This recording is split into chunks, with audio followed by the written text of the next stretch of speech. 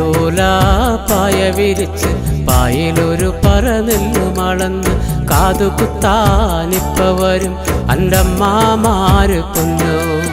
കാതുകുത്താനിപ്പ വരും അൻ്റമ്മാമാര് പൊന്നോ.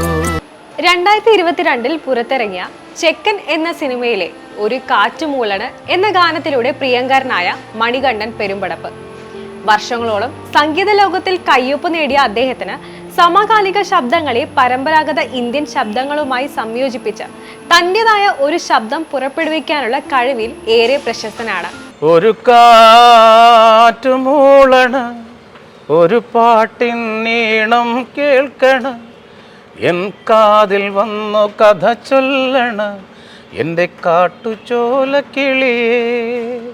കനവാകും കടൽ നീന്തി കര കാണാതൊരു നാളും മഴമുകിലായി ഞാൻ പാടാം എൻ്റെ ഓലഞ്ഞാലിക്കിളിയേ.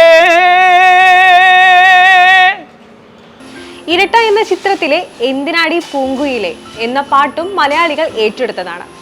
ഇന്ന് സംഗീത ലോകത്തും സിനിമാ രംഗത്തും തിളങ്ങി നിൽക്കുന്ന ഒരു വ്യക്തിയാണ് മണികണ്ഠൻ പെരുമ്പടപ്പ്. എന്തിനാടി പൂങ്കൊടിയേ കാറി നീ കരയണത്, ഇപ്പോ വരും പൊന്നും പൊടിയേ. ആ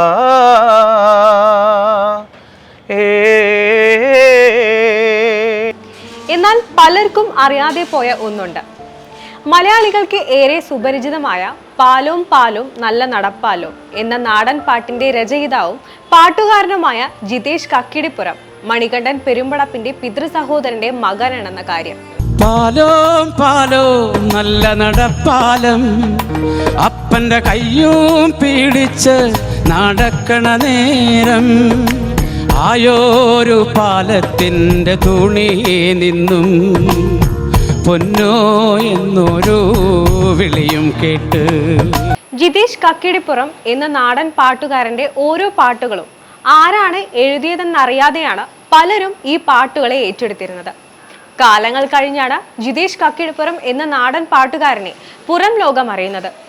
അപ്പോഴേക്കും കൈതോല പായ വിരിച്ച് എന്ന നാടൻ പാട്ടിലൂടെ അദ്ദേഹം മലയാളികളുടെ മനസ്സിൽ ഇടം നേടിയിരുന്നു. ജിതേഷ് കക്കിടിപ്പുറം നമ്മുടെ ആരാന്നുള്ളത് ഇന്ന് ഒരു പക്ഷേ ജിതേഷ് കക്കിടിപ്പുറം എന്ന് പറഞ്ഞാൽ കേരളത്തിലെ എല്ലാവർക്കും അറിയാൻ പറ്റും.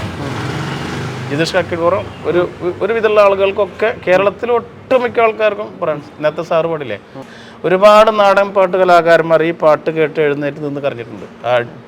ടെലികാസ്റ്റിന്റെ സമയത്ത് എന്നോട് ഒരുപാട് ആൾക്കാർ വിളിച്ചു പറയുന്നുണ്ട്. 2020 ഓഗസ്റ്റിൽ കരൾ രോഗത്തെ തുടർന്ന് അദ്ദേഹം മരണപ്പെടുകയായിരുന്നു. ജീവിച്ചിരുന്ന സമയത്ത് അർഹതപ്പെട്ട പരിഗണന ലഭിക്കാതെ പോയ ഒരു പറ്റം കലാകാരന്മാരുടെ ഇടയിലാണ് ജിതേഷ് കക്കിടിപ്പുറം എന്ന നാടൻ പാട്ടുകാരന്റെ സ്ഥാനം.